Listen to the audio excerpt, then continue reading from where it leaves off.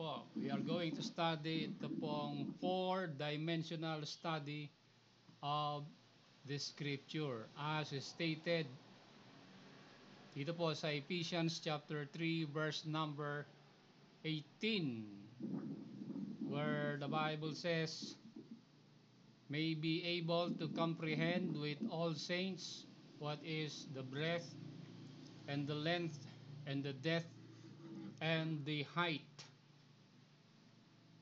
Ayan, sa Ephesians 3 verse number 18.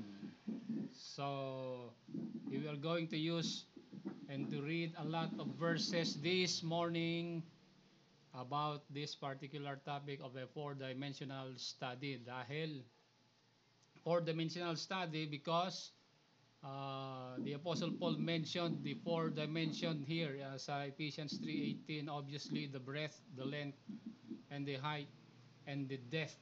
Sabi po dito ni Apostle Paul, we are sa physical world, we are used to three-dimensional study before 1900s, bago lumabas si Einstein. It was proposed by Euclid that the world around us, we are living, he says, in a three-dimension. But when the 1900s arrived and the arrival of Albert Einstein, he proposed another dimension, which is space and time. Therefore, we are now in a four dimension, living in a four dimension. But recently, some of the quantum physicists and astrophysicists in our days, they have discovered another 6 different dimensions. So we have 4 dimension during the time of Einstein, and now presently we are now living, they say, on a 10 dimension. Ano po? Okay. So this is alluded to in the Bible, especially in the book of Genesis, that 6 out of 10 of these dimensions are what we call unmeasurable, sabi nila, ano po, and cannot be understand by mere touch and hearing and what have you. So we are basically in a 4 dimension, at confirmed by the Apostle Paul in Ephesians 3:18. Sabi niya, may be able to comprehend with all saints what is the breadth, the length, and the depth and the height of the knowledge. And sabi niya dyan sa verse 19, and to know the love of Christ which passeth knowledge, that ye may be filled with all the fullness of God, sabi po dyan. So this principle of four-dimensional study, we will apply to the scripture. Sa pag-aaral ng salita ng Panginoon, ito po ay ating gagamitin dahil initially, the Word of God, the Bible was written by 44 different writers in a span of 1,200, approximately 1,200 to 1,400 years in their different time. Ano po? But what is surprising is all of their writings, they wrote only on one subject, that is about the Lord Jesus Christ. So we are going to study the Bible using this 4 dimension na po. Ayan, sabi dyan ni Apostle Paul sa Ephesians 3:18, ano po, the fourth dimensional study of the script, the breadth, the length, the depth, and the height. As we have read dito po sa Psalm number 19 sa Bible reading natin, from verse number 1, the heavens declared the glory of God, and the firmament showeth His handiwork. Sabi dyan, ano po. So the term firmament dito, it was first mentioned doon po sa Genesis chapter 1. Pupuntahan natin maya-maya. Ano po. Okay? But Psalm 19 is referring to the word or the law sa verse number 7. These are implication of the word of God in verse 7, the law of the Lord, the statutes of the Lord, the fear of the Lord, sabi po diyan sa verse number 9, at saka wala na. Wala nang derivatives dito, ano po. Okay? So yan. Okay, so they are all referring to itong apat ba ito? The fear, the statutes, the law, and tatlo lang ba? The judgment of the Lord mentioned doon sa Psalm 119. Ano po? So they are all referring to the word of God. Ano po? Okay, so pupuntahan natin itong different study, four-dimensional study of the scripture. Kinakailangan four-dimensional dahil may mga verses tayo sa Bible, sa salita ng Panginoon, may mga verses o dyan na hindi natin maintindihan if we will not use itong four-dimensional study. Ano po? Okay? So, alam natin ito ay the word of God has its division na binanggit ng Panginoon dito po, basically dito po sa Luke chapter 24, ang binabanggit ng Panginoon doon about the basic division of the Bible sa Luke chapter, let me read for you, pakita natin ito in Luke 24, sama ng Luke chapter 24, puntahan natin na po.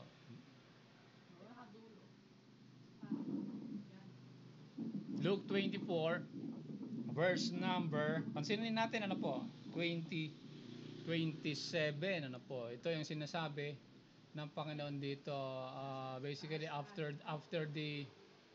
his resurrection na binabanggit dito, ano po. Okay? Madali at papalagayin natin bakit lumiliit ito. Palakayin nga natin para mabasa natin itong Luke 24. Okay, verse number 27. Ang sabi po dito, ano po? Pakinggan natin. Luke 24, verse number 27. And beginning at Moses and all the prophets, he expounded unto them in all the scriptures the things concerning himself. Sabi po dyan, ano po? Nandyan yung basic division of the Hebrew Bible. Dahil ang Bible natin ay has its origin sa Hebrew. So, beginning at Moses, that is what they call the Torah or the law. Yung binasa natin sa Psalm 19 kanina, the law of the Lord, the statutes of the Lord, and the fear of the Lord. Pinagsama-sama yan, that is the law of Moses, or in their term, in the Hebrew, the Torah. Beginning at Moses and the prophets. Ano po? Itong prophets naman, ito po ay tumutukoy ito sa Nevi'im. Sabi dyan, ano po? In the Hebrew. At saka sa verse number 32, tingnan natin, makikita natin dito, na the disciples who were conversing with the Lord hath accepted the veracity of the scriptures. Sabi diyan, ano ho? The scriptures. Okay? And verse 44, sabi diyan sa verse 44 also, sa verse number 44, ayan, again, sabi dito, these are the words which I spake unto you while I was yet with you, that all things must be fulfilled which were written in the law of Moses, the Torah, and in the prophets, the Nevi'im, and in the Psalms, the Ketubim. Ayan, yung tatlong division ng Hebrew Bible, the Torah, the Nevi'im, and the Ketubim. Inabbreviate nila, ginawa nilang Tanakh. Okay, the Tanakh or the Hebrew Bible. Tanakh, short word for the Torah, Nevi'im, and the Ketubim. Ayan, ano, binanggit diyan sa Luke 24, verse number 44. Okay, so because of this division, the Lord Jesus Christ, He opened their understanding, sabi diyan, that they might understand the Scripture. So, ibig sabihin niyan, kahit anong basa ng tao sa salita ng Panginoon, kahit anong basa ka ng basa sa Bible, kung walang input of understanding, hindi mo maintindihan, sabi yan sa verse 45. For example, itong mga disciples na kausap ng Panginoon dito, na naglalakad sa road to Emmaus, they were familiar with the scriptures, but they could not understand. Not until, sabi diyan sa verse 45, the Lord Jesus Christ opened their understanding. So, mere natural fallen men cannot understand the Bible unless ipapaliwanag ito ng Panginoon. So, ganun din po tayo mga kapatid. Hindi natin maintindihan kung ano ang sinasabi ng Bible, maliban na lamang ang Panginoon ay mangusap sa atin. So, paano nangungusap ang Panginoon sa atin? Sabi dito, binuksan ng Panginoon yung kanilang unawa sa salita ng Panginoon, sa understanding, that they might understand the scriptures. So, maintindihan natin kung ano ang mensahe ng Panginoon kung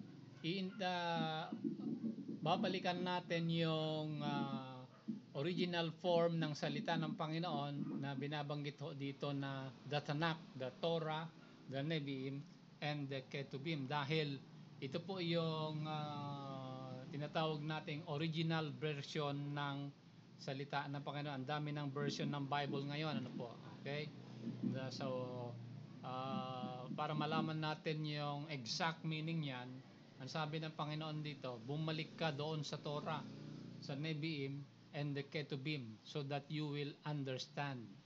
So, yan ang premise natin. Ano po? Kaya we need this four-dimensional study of the Scripture. Ano po? Okay? Without this four-dimensional study, we cannot understand. Tingnan nyo ha, kahit anong basa natin dito meron akong papakitang verses dito. Halimbawa na lamang, meron akong ipapabasa sa inyong verse dito. Kahit ilang beses mong basahin ito, hindi natin maintindihan to. Okay? Unless we use the four-dimensional study, maintindihan natin. So, halimbawa, puntahan natin itong aklat ni Joshua chapter 10. Nasaan ang Joshua? Joshua?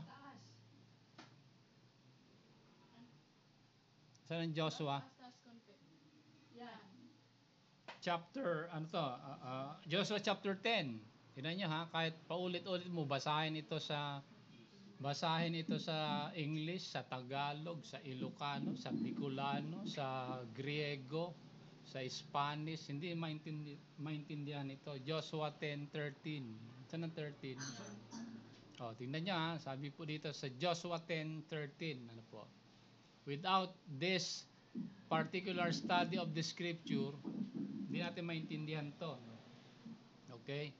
Kahit gamitin mo ang mga komentary sa King James Version, hindi maipaliwanag ito. Ang sabi diyan, and the sun stood still, and the moon stayed, until the people had avenged themselves upon their enemies. Is not this written in the book of Jasher?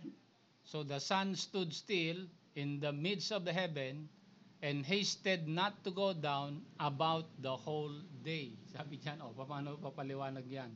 Ano ba sabi diyan sa sa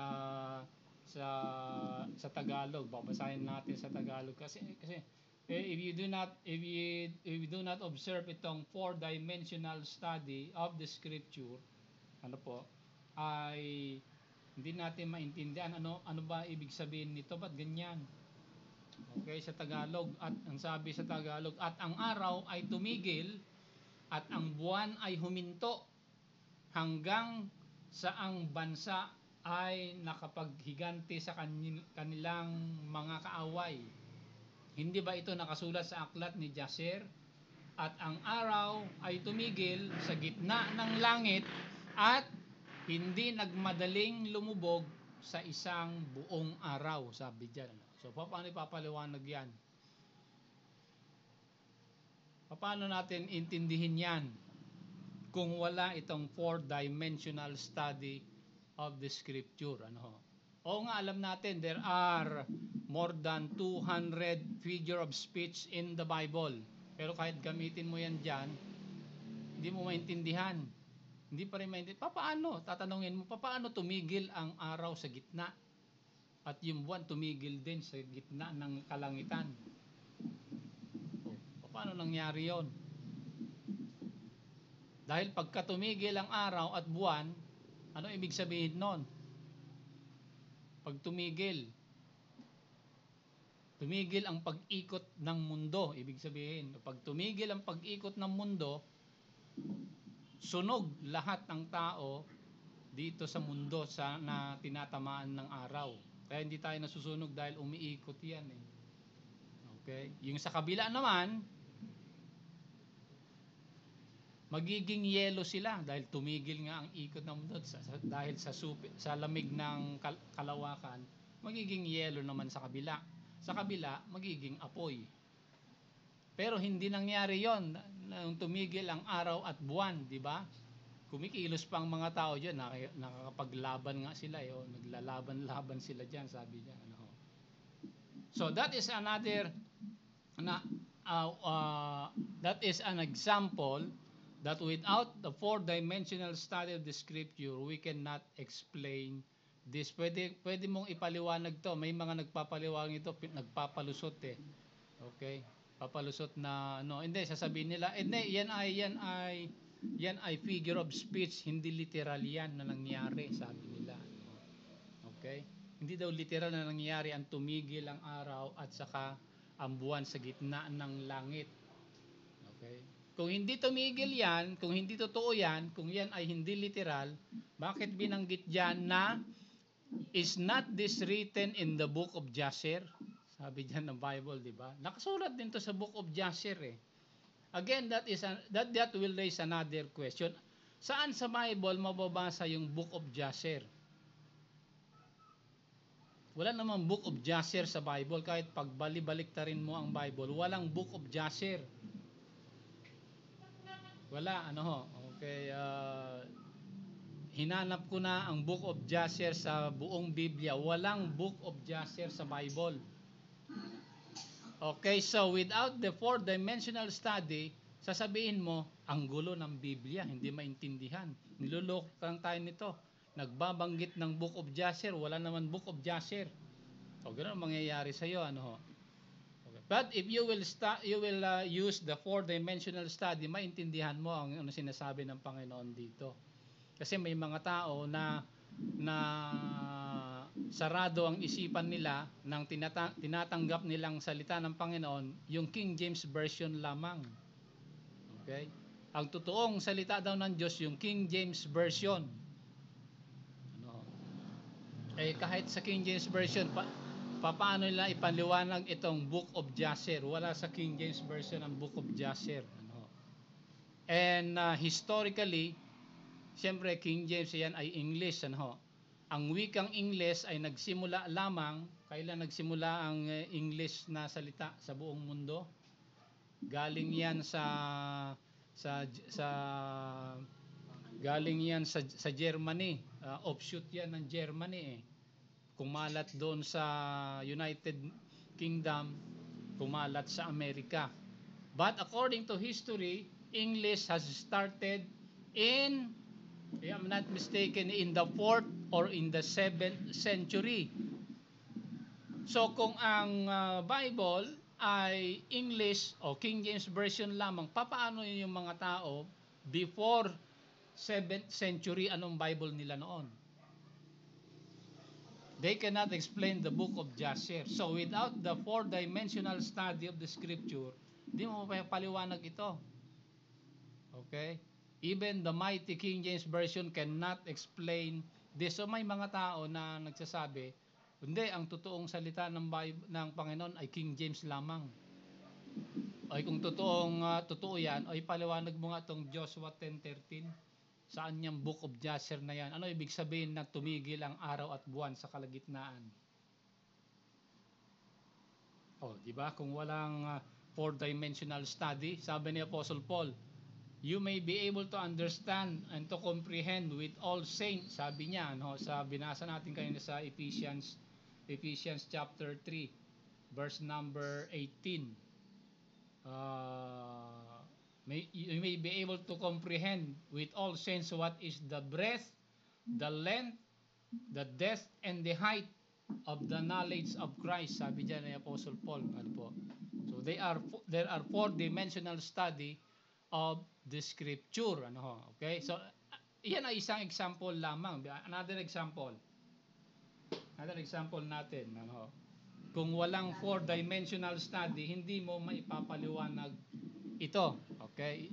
Dalawa lang ang example natin dahil marami ito pero dalawa lang papakita ko dahil maubos tayo ng panahon. Yan sa Old Testament, ngayon naman sa New Testament. Tingnan natin sa New Testament sa aklat ng 2 Timothy. Sana 2 Timothy? 2 Timothy chapter 3 verse number 8. Ang sabi sa 2 Timothy chapter 3 verse number 8.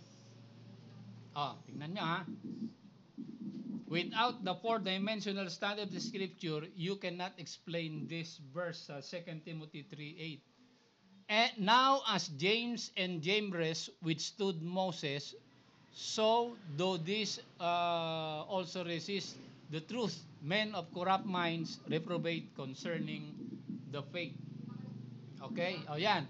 Binanggit dyan ni Apostle Paul yung tatlong klaseng tao. Si Moses. Kilala niyo si Moses? Isa lang naman ang Moses sa Bible, di ba? Pero ang kalaban ni Moses, itong dalawang itlog na to. Si JJ. Si James and Jambres. Okay? Saan mo mababasa sa Old Testament itong James and Jambres na kumalaban kay Moses? Okay, kahit halughugin natin ang buong Old Testament, walang nakasulat na James and Jambres. So, hindi mo pwede sabihin na ayan ay kathang isip, hindi totoong tao yan. Yan ay figure of speech lang. Kung figure of speech yan, di si Moses figure of speech din kasi sinama ni Apostle Paul dyan eh. James, Jambres withstood Moses. Pwede bang figure of speech si James and Jambres? Figure of speech kumalaban sa totoong tao? Hindi pwede. So saan mababasa sa Old Testament si James and Jambres? Wala. Di mo mababasa yan doon. Okay? So without the four-dimensional study of the scripture, you cannot explain this verse. Kaya sa mga nagsasabi na the word of God is only the King James Version, i-challenge natin. Sige, ipaliwanag nyo nga ito, sino si James and Jambres sa sa King James Version. Hindi mababasa yan dyan. So, dahil dyan, mga kapatid, we need the four-dimensional study of the Scripture, particularly yung tinatawag nating we need to have the copy of the eclectic version of the Bible. Ano? Okay? Ano yung ibig sabihin na eclectic version? Eclectic version, it means selective version. Ano? Maraming versions na nagkalat, pero you select i-select mo, piliin mo yung mga tinatawag nating anong tawag diyan sa English, yung mga totoong parchment or fragments of the Bible, ano. Okay? Diyan naniniwala tayo sa election diyan pagdating sa eclectic version of the Bible, okay? Dahil yung election na binabanggit ng mga Calvinist naman ay is highly misunderstood to the declaration of the Apostle Paul. Another study diyan. Pero ito, tingnan natin. Tingnan natin 'to. Hindi natin maipapaliwanag ito, Joshua 10:13 at saka 2 Timothy 3:8. Okay? Kung walang eclectic version. Ano ibig sabihin ng eclectic version? The eclectic version will lead us to the history of sabihin na natin the King James Version, dahil yan ang sa lahat ng version ng Bible, yan yung version na ginagamit ng mga karamihan na nagiging source ng kanilang pride. So we will use the history of the King James Version. Kailan ba at papaano nagkaroon ng King James Version? According to history, lumabas ang King James Version sa pamamagitan ng tatlong itlog. Okay, sino tong tatlong itlog na ito na nagpakana ng King James Version of the Scripture? So according to history, titingnan natin itong tatlong itlog na ito. In history, they are purely Augustinian. Ano? Pag sinabi Augustinian, i-search nyo ano ibig sabihin, sino si Augustine sa church history, malalaman nyo. Ano? Okay? Augustine was the proponent of anti-Semitic literature throughout the world. Okay, tingnan natin. Ano? The King James Version was started, yung first edition niyan, according to history, it was started by Desiderius Erasmus in early part ng 15th century, if I'm not mistaken. Nakalimutan ko yung exact date niyan eh. So si Desiderius Erasmus, he translated the Bible from Greek, from Greek to English. Ayan, ang ginawa niya. At in his first edition of the King James Version, pakinggan ito sa mga King James only proponent, okay? Mag-aral tayo, hindi yung kikinig lang tayo sa sabi-sabi. Katulad sa akin, huwag niyong pakinggan sinasabi ko. I-check nyo sa history kung totoo o hindi bago kayo maniwala. Okay? But according to history, in the first edition of the King James Version, ang lahat ng aklat na kasama dyan, 72 books, hindi 66. In the first edition of the King James Version, kasama dyan yung Book of Enoch. Book of Enoch, kasama yan dyan sa first edition of the King James Version. Ano po? Noong namatay si Desiderius Erasmus, sumunod naman itong kasama niya si ang pangalan nito, si Robert Robert Stephanus.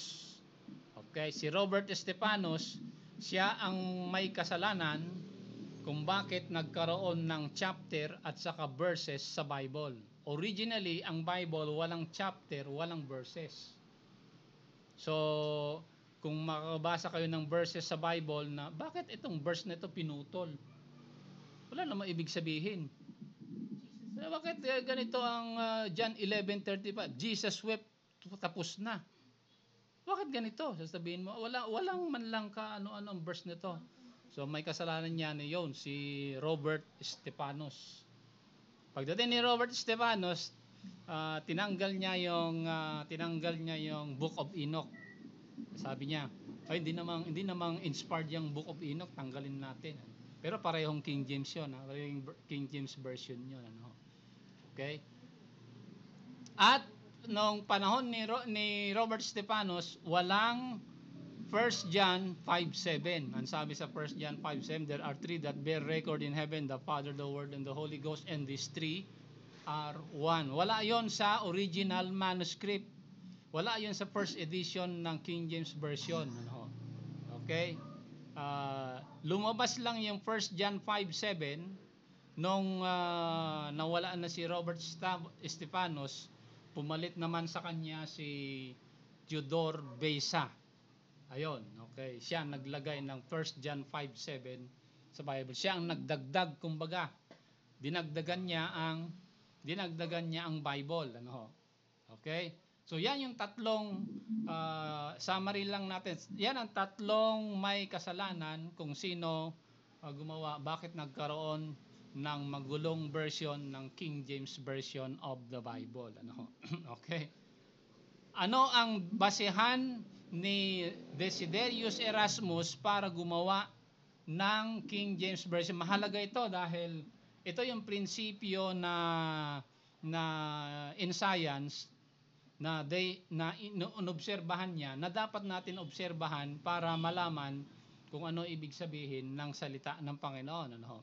So sabi ni Desiderius Erasmus noon, hindi natin maintindihan itong Hebrew saka itong Greek, isasalin natin to sa English, sabi niya, no.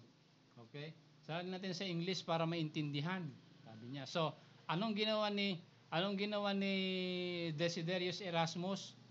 Nag-research siya, nag-aral siya, dumating siya hanggang doon sa Constantinople, Istanbul na ngayon. Pumunta rin siya doon sa Antioch of Pisidia, pumunta rin siya doon sa Alexandria, Egypt. Okay? At ang ginawa niya, kinolekta niya lahat ng mga manuscript ng Bible noon na available. At ang naipon niya ay ilan? Ilan ang naipon niya? Alam ba ito ng mga King James only proponent? Ilan ang naipon ni Desiderius Erasmus na manuscript ng Bible na basehan ng King James Version? Ilan? O kung hindi mo alam kung ilan, ay wag ka na salisalita ng ang salita ng Panginoon ay King James only kung hindi mo pinapag-aralan ang sinasabi mo, ano. Okay? Hindi ka siguro nag-Bible school. Baka nag-baboy school ka. Okay? Ilan ang manuscript na kinulate niya, na pinagsama-sama or pinili niya? Yon ang ibig sabihin ng eclectic version of the Bible, ano. Okay? Ilan 'yon? According to history, there are only 12 manuscript basis of the King James Version. 12. Okay? 12. So, ayan, lumabas ang King James Version of the Bible. Fast forward tayo sa kapanahunan natin. Recently, specifically after 1947, 48, 1950, yung na-discover yung mga Dead Sea Scrolls doon sa Cave of Qumran sa Jordan, okay, sa Israel, Presently, ilan ang manuscript na hawak ng sangkatauhan ngayon na versions of the Bible. This is excluding yung mga dead language sa Middle East like Syriac, Bohiric, Coptic, and meron pa isa nalimutan ko, no? Okay? Ito ay Greek lamang, ha, Greek parchments of the New Testament, okay? Ilan sa kapanahunan natin? Kung si Desiderius Erasmus merong 12 manuscript na basihan ng King James Version, ngayon sa kapanahunan natin na basihan ng eclectic version ng Bible, meron tayong in Greek only, ha? In Greek only. Meron tayong 5,400 manuscripts. So, ibig sabihin, para malaman mo yung ibig sabihin na sinasabi ng salita ng Panginoon, basahin mo lahat yung 5,400 manuscripts of the Bible para maintindihan mo itong Joshua 10:13 and 2 Timothy 3:8. Okay? Kasi ang hawak lang na manuscript ni Desiderius Erasmus, 12 lamang. Hindi na ipaliwanag ito doon. Pero sa kapanahonan natin, naipaliwanag ito using only the Greek parchment of the New Testament na 5,400 sa kapanahonan natin. Yan ay ibig sabihin ng eclectic version. We need to study this parchment to arrive to the correct interpretation of the Bible. Kaya maraming mga tao na nagtuturo ng salita ng Panginoon na iba-iba ang sinasabi nila dahil hindi nila binabalikan yung lahat ng eclectic version of the Bible. Yun ay must. That is a must. Ang sabi ng Panginoon, di ba? Anong sabi ng Panginoon doon sa Luke 24 na binasa natin kanina sa verse 52? Ang sabi niya, He opened their understanding about the book of Moses, the prophets, and Psalms. Sabi doon. Nandun binanggit, maliwanag kanina yung three division of the Jewish Bible or the Tanakh, the Torah, the Nevi'im, and the Ketubim. Kaya sabi ng Panginoon, para maintindihan mo yung pangyayari, pag-aralan mo itong tatlo, sabi ng Panginoon sa mga disipulo, okay? Pag-aralan mo ito. So, ang sabi ng Panginoon, ang version ng Bible sa kapanahonan ng Panginoon, meron silang, ang Bible ng mga Israelites noon is the Greek Septuagint. The Greek Septuagint was organized 2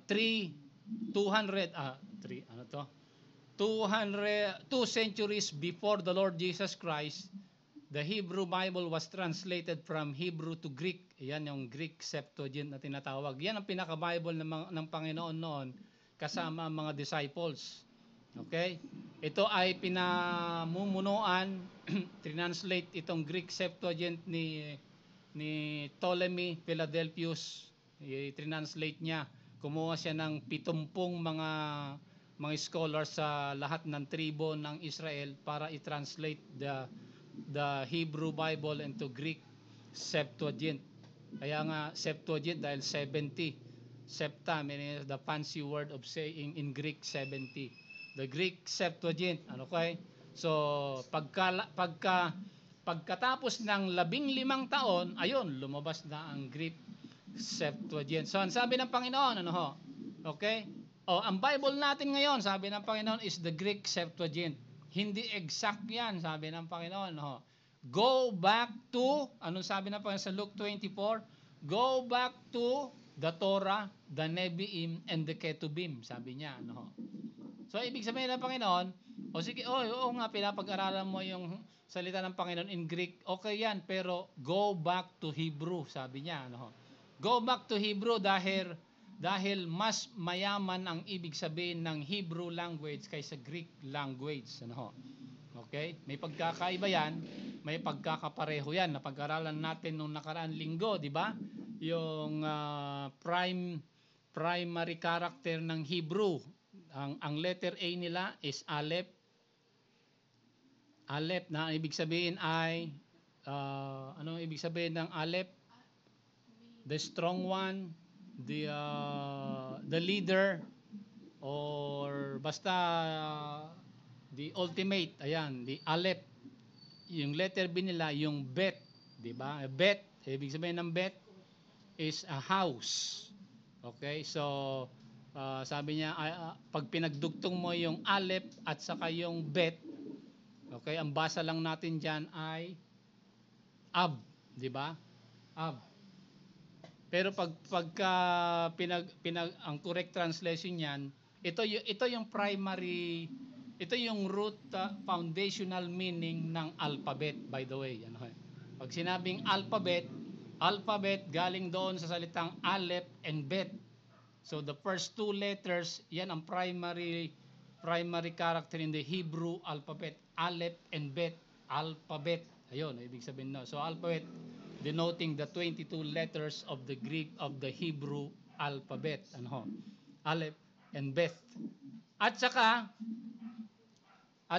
pag pinagdugtong mo yung Aleph and Bet, it means the strong one, yung Aleph, yung Bet is the house. So, the leader of the house. Sino ba ang leader of the house? The Father. The Father.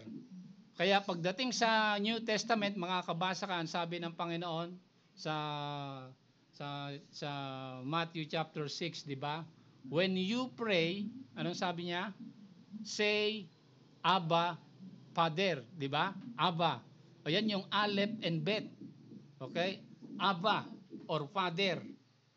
Okay? Aleph and Bet, pinagsama ng Panginoon. So sinasabi ng Panginoon, bumalik kayo doon sa Hebrew. Mas maliwanag ang ibig sabihin ng Hebrew para malaman mo ano ibig sabihin ng salita ng Panginoon. No? The Aleph and the Bet. Okay? Ayan. And then, tingnan nyo ito. Tingnan nyo ito yung another letter, important letter in the Hebrew alphabet ay yung He. Di ba? Nalaman natin ito yung He, yung letter H nila. Okay, yung He. Pag inilagay mo yung He, okay, pag inilagay mo yung He doon sa ano to? Doon sa Aleph at saka yung Bet, ano ang mapopronounce natin? By the way, yung letter H is a symbol of a window, a wind, or the spirit. Letter H sa Hebrew. So pag inilagay mo yung spirit or the meaning or the essence, okay, of a particular matter, pag nilagay mo yung letter H doon sa Aleph and Bet, ano na ang mababasa mo doon? Ano na ang salitang napag-aralan natin to noong linggo, mabubuo mo pag sinagsama mo yung Aleph, Bet at saka yung He? Ano yon? Ilagay mo yung He, yung letter H, gitna ng Aleph and Bet. Paano babasahin yon? It means Ahab, di ba? Ahab. Ahab is the Hebrew word for love. Okay? So the essence of the leader or the father, the essence ng God the Father is love. Okay? Yan ang basic foundation ng Hebrew alphabet. Kaya nga meron tayong for God so loved the world. That is a declaration of God and His essence. Okay? Through the Lord Jesus Christ, mga kapatid. Ano? Okay, so asan na tayo? Napalayo na tayo. Ano ba sinasabi natin? Ha? So the eclectic version of the Bible, kinakailangan sabi ng Panginoon, bumalik kayo doon sa Hebrew. Okay? Sabi niya sa Luke, di ba? He opened their minds through Moses, the prophets and Psalms. Okay? Yan ang basic foundation of the Greek Septuagint. Sa Greek Septuagint, mababasa mo dyan, lalo na sa kapanahunan natin. Ang salita daw ng Panginoon ay salita daw ng Panginoon ay iniingatan ng creed at saka ng confession of faith. Saan mo basa sa Bible yon? Wala naman.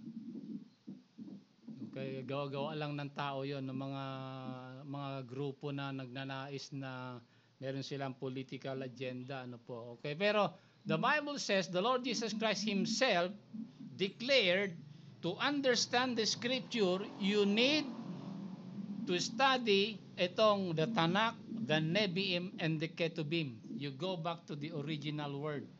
At sa kapanahunan mo, maraming versions yan. Sabi ng Panginoon, di ba? Ang version ng Bible na meron sila is the Greek Septuagint.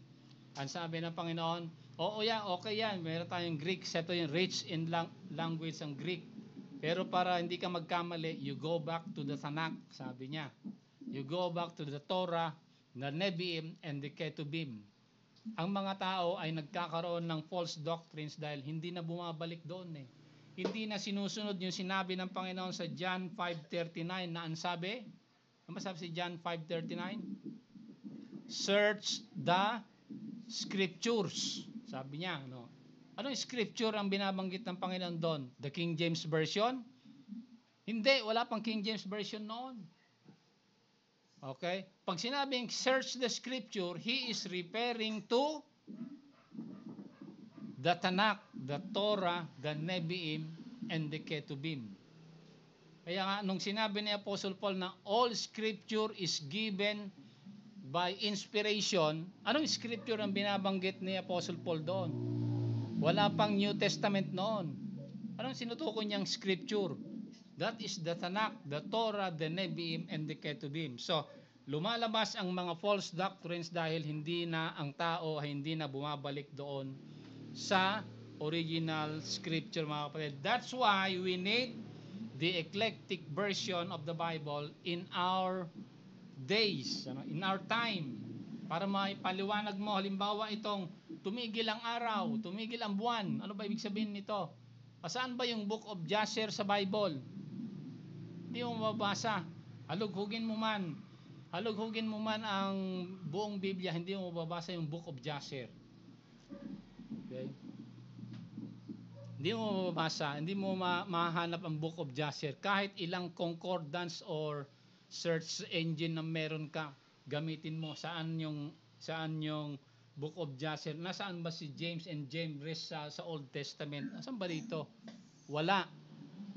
Dahil hindi mo mahahanap yan, mapoprostrate ka. Sasabihin mo, ay, hindi pala totoo ang Bible. Hindi na, wala namang taong James and Jambres sa Old Testament. Kita ko si Moses. Pero itong dalawang itlog na to, wala naman. O di, mapoprostrate ka ngayon. O. Sabihin mo, ay, mabirang Bible yan, ang gulo-gulo. Wala naman pala, niloloko lang ako. Sasabihin mo, bakit? Huwag mo sisihin ang Bible. Sisihin mo sarili mo, hindi ka nag-aaral eh. Hindi ka, ano-ano pinapag-aralan mo, puros ka Facebook, saka Twitter, saka X, at saka, ano ba yon? Popular na TikTok katok. Yan ang pinapag-aralan mo eh. Tapos sisisihin mo ang Bible na mali-mali. Okay. Mag-aral ka ng maayos para hindi ka maloko.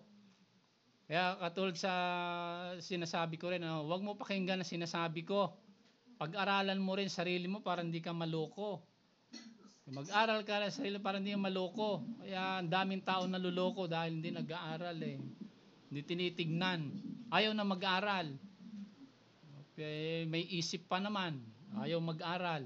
Nakikinig lang sa sinasabi ng kanilang bishop. Okay, kung anong sinabi ng bishop, yun nasusundin. Hindi na nag-aaral. Walang sariling isip. Kung ano sinabi ng bishop, yun ang kanilang susundin. Mali na yun. Okay? Mali na yun. Sabi ng Panginoon, search the Scriptures. Sabi niya, liwanag nun eh. Ba't ba hindi niya naintindihan na ibig sabihin ng search the Scripture? Pag sinabing search the Scripture, hindi Google yun ha. Hindi Google. Search the Scripture, sabi niya. Yung saan-saan ka nagse-search eh.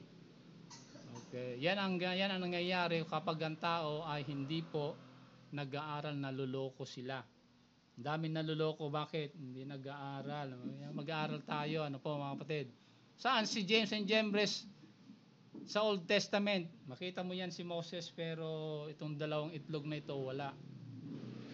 Okay? News Flash. Alam ko saan mo babasa si James and Jambres. Pero hindi ko sasabihin. Pag-aralan mo. Pag-aralan mo. Kung gusto mo malaman, edi tawagan mo ko para maituro kung saan ko nabasa ito si James and Jambres. Kasi pag sasabihin ko, hindi ka na naman mag-aaral eh. Kinig ka lang ng kinig. Mag-aaral ka. Hindi ka lang makinig sa sinasabi ng ibang tao, mag-aaral ka rin. I-confirm mo. Yan ang number one element ng science na nawala na. True science is will go after the data. Ngayon, hindi na. Okay? Prevalent na ngayon sa kapanahunan natin yung tinatawag na scientism. Scientism means the only way to truth is science. O kung totoo yon, o di isarado mo na ang philosophy, isarado mo na ang mathematics, isarado mo na ang ibang branch ng pag-aaral ng engineering. Bakit? Science is the only way to truth eh. O di maging scientist na lahat. Pero hindi. May mga bagay na hindi kayang ipaliwanag ng science. Okay? Nangunguna dyan ang biology. Dahil ang biology, ang principle ng biology, the ruling principle ng biology is this. Ang sabi ng biology, matter plus energy plus chaos equals life, sabi nilang biology. Paano nangyayari yun? Matter, energy plus chaos equals life. Ibig sabihin, kung totoo yun, experiment mo. Tignan mo, first experiment, philosophy. Kung totoo yun, tignan mo. Kung merong halimbawa, merong junkyard, kalat ng mga bakal. Okay? O, andyan ang matter. Okay? O may energy, nagpapaikot ng whirlwind. Okay? Dumaan yung ipo-ipo sa junkyard. Pagka lagpas ng junkyard, nagulat ka. Ay, sabi mo, ano nangyari? Nagkaroon ng eroplano nung dumaan ang ipo-ipo. Yun ang sinasabi ng biology. Matter, energy plus chaos equals life. Hindi pwede. Hindi pwede. Illogical. Okay? Illogical. There must be an input para magkaroon ng life. Hindi pwedeng random ang life. Merong design yan. Even to the smallest part of the atom. Mayroon pong design bakit nangyayari ang mga nangyayari. Sabi ng Bible sa Book of Hebrews, di ba? The things that we are seeing right now are made with the things that do not appear, sabi ni Apostle Paul. That is speaking about the atom. And by the way, sa kapanahon natin, there are 4 forms of matter nowadays. Okay? Meron ng 4. Ano yung 4 na forms of matter ngayon? Okay? Some other time mapag-aralan natin yan. But we are talking about the eclectic version of the Bible. It is a must. You need to read the 5,400 manuscripts of the Bible bago mo sabihin, ito ang ibig sabihin nito. Dito pala nanggaling si James and Jambres. Wala sa Bible ito eh. Wala sa Old Testament, pero nandito pala yun. Okay? So, you need, yan ay first dimensional study pa lamang, first principle of studying the Bible in a 4 dimension pa lamang, mga kapatid. Nawa, wag nating kalimutan, sa pagtatapos natin, dahil malapit na tayong matapos, puntahan natin yung, this verse, itong huling verse na pupuntahan natin, this is highly scientific also, okay? Dahil ang first principle natin, the truth is always, first and foremost, scientific. So, anong sabi sa 1 John, saan yung 1 John? Chapter 3. Ang sabi? Basahin natin. 1 John chapter 3. Saan na ba? Chapter 3 ba to? verse number 2. 1 John 3, verse number 2. Beloved, now are we the sons of God. This is the King James Version, ha? Okay? If you will study the eclectic version of the Bible, kulang ito, binawasan. Binawasan ito ng King James, ano ho? Okay? Binawasan ito. Ito ay King James Version of the Bible, ano po? But the eclectic version has more complete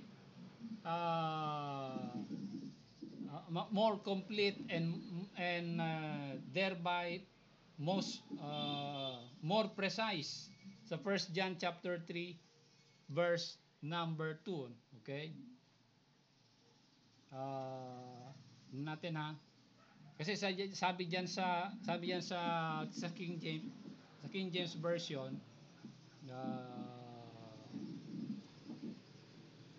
beloved, now are we the sons of God, comma.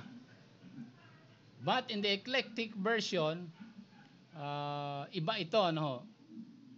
Sabi niya sa King James, now are we the sons of God, and it doth not yet appear what we shall be.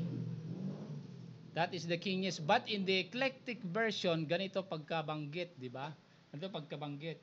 Now are we the sons of God, and such as we are. Tinanggal nila yung and such as we are. Bakit tinanggal nila yon? Ba't tinanggal ng King James yung phrase na and such as we are? And dinugtong nila kaagad to, and it doth not yet appear what we shall be. Tinanggal and such as we are. Dahil the Apostle John is connoting the assurance of every believer in Christ. Nasabi na ni Apostle John, ngayon na tayo ay mga anak ng Diyos, sabi ni Apostle John. Katulad natin, sabi sa Tagalog. Pero tinanggal na yung katulad natin. Dinerecho na nila, it doth not yet appear what we shall be. Okay? Kulang ang King James mo. Okay? The King James Version is not mighty in 1 John 3 verse number 2. And it doth not yet appear what we shall be, but we know that when He shall appear, referring to the Lord Jesus Christ, when He shall appear, kailan ito? When He shall appear? The second time, the second coming. Ang sabi ni Apostle John, we shall be like Him. Ibig sabihin ni Apostle John dito, knowing nowadays, now we have 10 dimensions. Sabi ng isang mathematician, ano ho? Hindi ako sigurado kung si Babbage ba 'yon o si Maxwell. Sabi niya. Sabi niya na for the Lord Jesus Christ to appear suddenly in the midst of a room enclosed, the Lord Jesus Christ must possess, sabi niya, the Lord Jesus Christ must possess at least 12 dimension, sabi niya, ano ho. Okay? Kasi bigla na lang daw lumitaw ang Panginoon doon sa gitna na sarado ang kwarto eh. Saan dumaan 'yon? Okay. So, the Lord Jesus Christ is more than 10 dimensions. Ano? Okay? And then when He shall appear, we shall be, sabi diyan, we shall be like Him. Kung ano ang katatayuan, kung ano ang dimension na meron ng Panginoon, sabi ni Apostle John dito, magiging katulad natin siya. Sabi po dito, hindi yung magiging Diyos tayo, hindi 'yon ang ibig sabihin niya. Ang ibig sabihin niyan, kung anong dimension na ine-enjoy ng Panginoon ngayon, yan ay regalo niya sa mga nakakakilala sa Kanya, sabi diyan, ano ho. For we shall see Him as He is. Sabi diyan sa 1 John chapter 3, verse number 2. Okay, and so To reinforce this, punta natin yung John. Nasaan na yung John? Saan na yung John? Okay, chapter 1, verse number 18. Verse 18. Oh, sabi dito, no man hath seen God at any time, the only begotten Son, which is in the bosom of the Father, He hath declared Him. Okay, absolutely, okay, maganda. Pero, kung babasahin mo yan sa Greek, ano, problema kasi sa iba, ayaw mag-aral ng Greek, ayaw magbasa ng Greek eh. Bakit? Tinatamad mag-aral eh. Tinatamad mag-aral eh. Tapos sasabihin, salita ng Panginoon, ganito, salita ng Panginoon, di naman niya pinapag-aralan. O, pag-aralan mo ito. The Greek form of the only begotten Son. Dito, mabubura yung katuruan ng mga iba na ang sabi nila, ang Panginoon is 50% human and 50% divine. Okay? Demigod ang Panginoon daw. Okay, sa kanila. Sabihin nila na, kasi nagkatawang tao eh. O di, 50% human. Tapos Diyos siya. O di, 50% divine. In philosophy, mali na yun eh. Okay? So, ano sabi ng Panginoon? Search the scripture. You go back to the original meaning. Ano ang, ito ay sa Greek Septuagint lang ha. Hindi, kasi pupunta natin sa Hebrew, madugo ang pag-aaral ito. Tinatamad na tayo mag-aaral. Ano, katulad na iba, tinatamad. Ano. But in the Greek, the only begotten Son is, the Greek form is homogeneous theos. Okay? Homogeneous theos. Homogeneous, dalawang Greek word yan. Homo and gene. Genea. Okay? Homogeneous. Okay? Pag pinagdugtong mo, ibig sabihin, the same gene. Wala namang gene ang Diyos. May gene ba ang Panginoon? Wala naman siyang gene. Meron ba siyang genetic na make-up? Wala naman siya. Spirit being yun eh. So, obviously, ang ibig sabihin ng homogeneous is not the same gene. Okay? So, pag sinabing homogeneous theos, by the way, in Greek, ang pagkakaiba ng God and Son ay quit lamang. In Greek, yung Son is huios. Sa God naman, the Greek of God is theos. Ang pagkakaiba lang yung may quit dito, okay?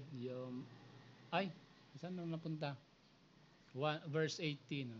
Ito, balik natin. Ayan, okay. So, the only begotten Son, homogeneous theos, in English, it should be translated, no man has seen God at any time, the only unique God. Dahil yung homogeneous is unique. Ang ibig sabihin niyan in English, ano, ginawa nilang begotten Son.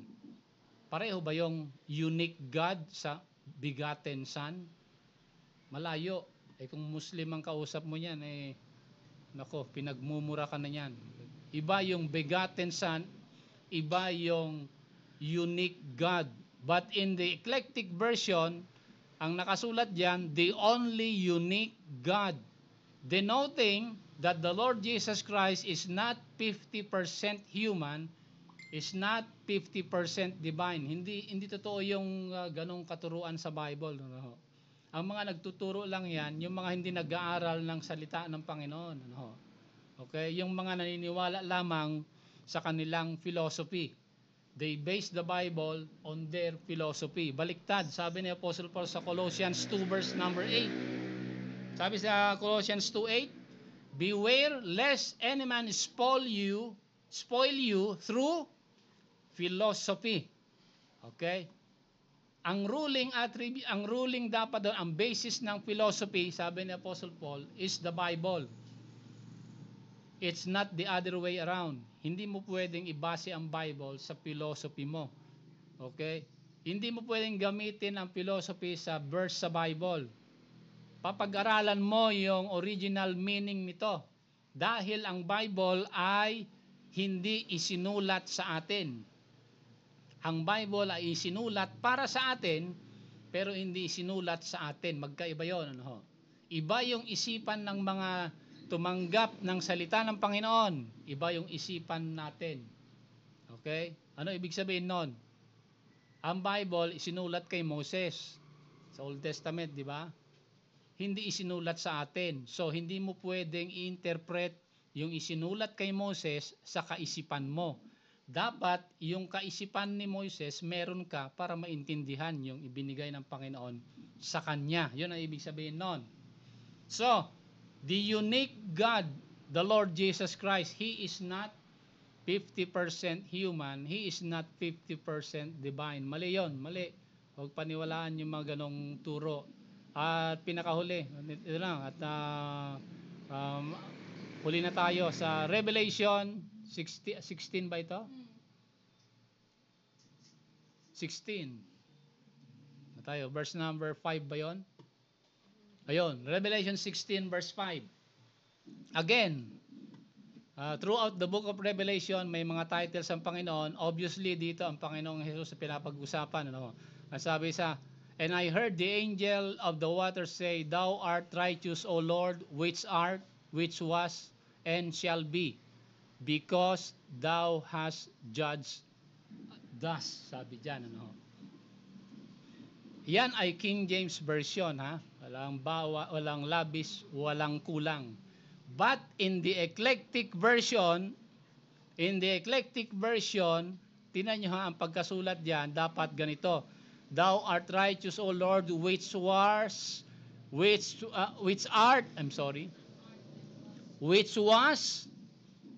and shall be sa King James, di ba? But in the eclectic version, ang nakasulat, O Holy One. Tinanggal ng King James Version yung O Holy One. Bakit tinanggal nila yung O Holy One? Sino ba itong Holy One na ito? If you search in the Old Testament, yung Holy One is referring one of the titles of the Lord Jesus Christ, particularly in Isaiah and in Jeremiah. Pag sinabing the Holy One of Israel sa book of Daniel, that is the Lord Jesus Christ. Pero tinanggal yan ng King James dito. Ginawa nilang and shall be. Ang layong pagkakaiba ng O Holy One and shall be. Bakit tinanggal ni Desiderius Erasmus itong O Holy One at pinalit niya and shall be? Bakit? Kasi anti-Semitic yun eh.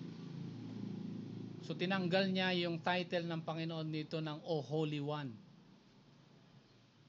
Okay. Yan ay hindi mo mababasa sa King James Version. But if you study in the eclectic version of the Bible, malalaman mo ang pagkakaiba. Ano? Okay. So yan. Yan ang sabi ko, 4-dimensional study ito, pero isa lang ang na-take up natin. Maiksi ang oras natin. So, with this, magpapasalamat na tayo. We will be reminded sa sinabi ng Panginoon, mga kapatid. Don't forget, kung ano man sabihin ng ibang mga tao, pag-aaral ng ibang tao, ang mahalaga sa ating bawat isa, you go back to the saying of the Lord sa John 5:39, search the scripture. You go back to the Tanakh, to the Torah, the Nevi'im, and the Ketubim. Oo nga, meron tayong different versions. No doubt, walang masama doon. Pero, you collate all of these versions, katulad ng ginawa ni Desiderius Erasmus, he collated 12 manuscript during his time. Sa kapanahunan natin, sino ang nagbabawal sa atin para pagsama-samahin ang 5,400 versions of the New Testament para maintindihan ng Bible? Wala. Bagkos may tuturo niya tayo sa tamang ibig sabihin ng Bible, mga kapatid. So dito tayo magtatapos, search the scripture, sabi ng Panginoon, at nawa na nagkaroon tayo ng kaunawaan ngayong umaga pagdating sa pag-aaral sa salita ng Panginoon. Sa closing prayer natin, let's pray. Let's pray na para sa ating closing prayer. See you See you next Sunday. Kung gusto yung balikan yung lesson natin to, you go to our YouTube channel at review itong mapag-aral natin sa Theonomy channel. See you next Sunday.